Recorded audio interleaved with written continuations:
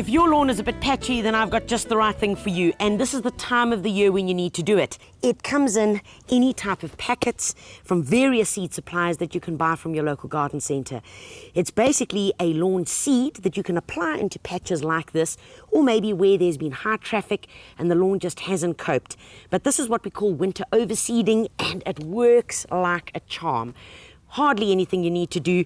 Basic prep is as follows. If this is the patch that you've got, take some compost, sprinkle that over the area. That should do it.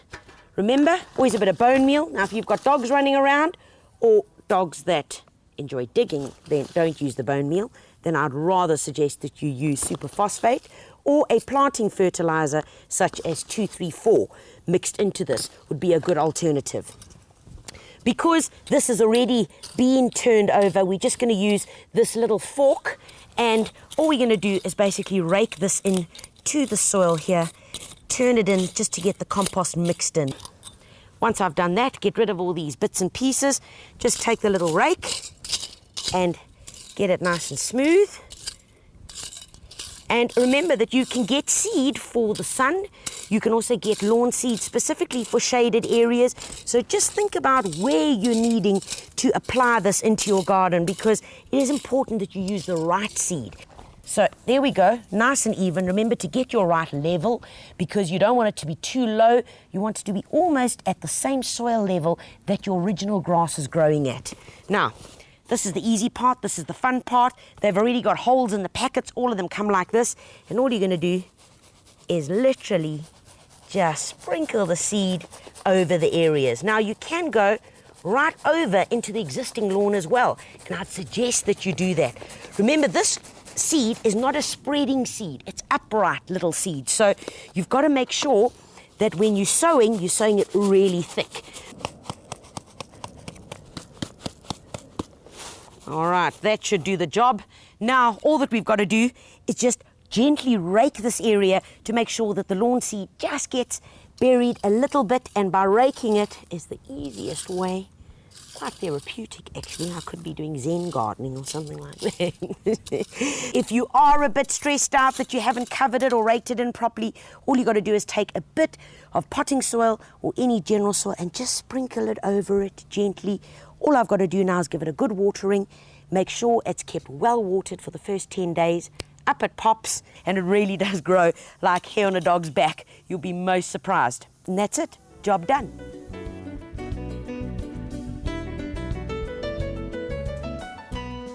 There's only one time of the year that you can do this in your garden, so best you listen up and get down to it this weekend.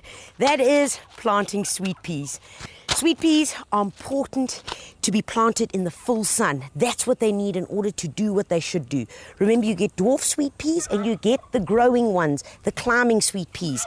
And that's why I've set up this old gate that I found in the back garden, set it up here, and it's going to be an ideal area just for the sweet peas to do their thing on. So what do we need? These are the bits. We need some compost.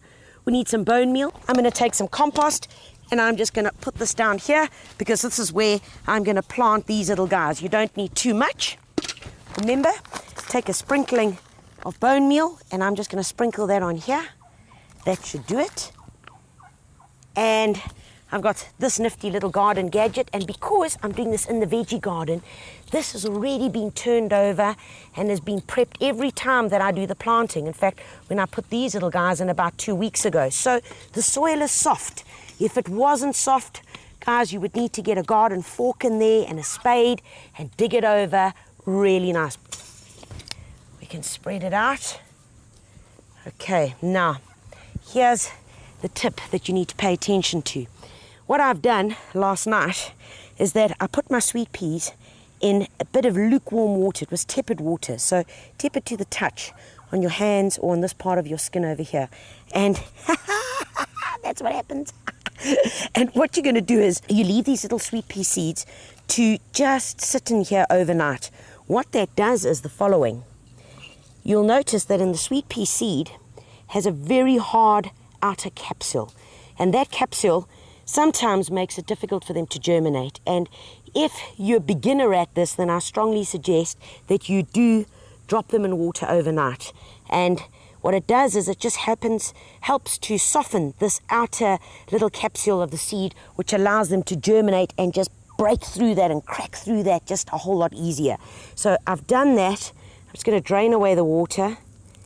Being careful not to spill it on myself this time.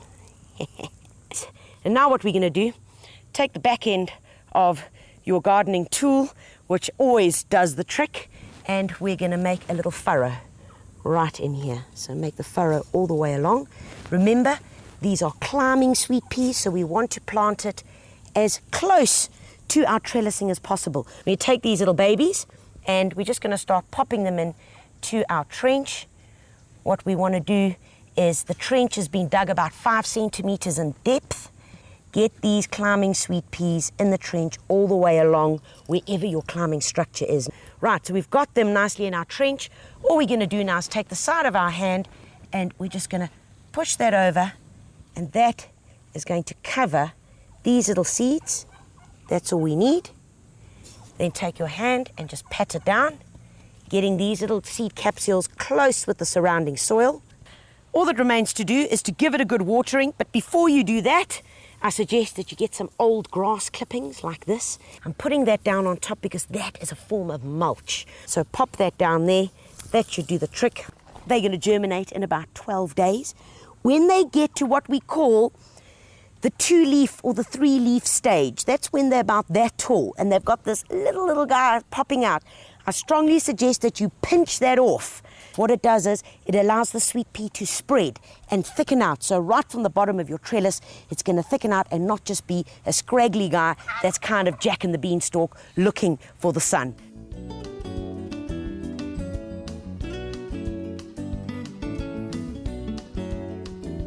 Depending on where you live in South Africa, your grasses are looking gorgeous at the moment. If you're in a colder part of the country now, yours might not be looking so hot. They might have even got frosted. They might be looking very brown. And if that's the case, then it's time for you to give them a good pruning. However, there are 2 rules about this. What do? Well, number 1, you could leave the grasses, brown as they are, to just do their thing through the winter. This one over here, I pruned it back about 2 weeks ago because it was really looking scraggly. And you can see the remains of where I pruned it just a couple of weeks ago is a good haircut. About 5 centimeters from the ground, you're going to give it a good shawl. And then all this new young foliage will start emerging. But once you've pruned it, this is the rule, no matter what time of the year, is to get some good compost. I've got about half a bucket full here. Put that around the plant. And by doing that, it's just a good time because it's probably one of the only times that you're really going to get really close to the plant, because the rest of the year it's kind of difficult to get inside there. So you get some good compost, pop it around here, and that is going to give it a good feeding for the next few months to encourage it to send out this new foliage.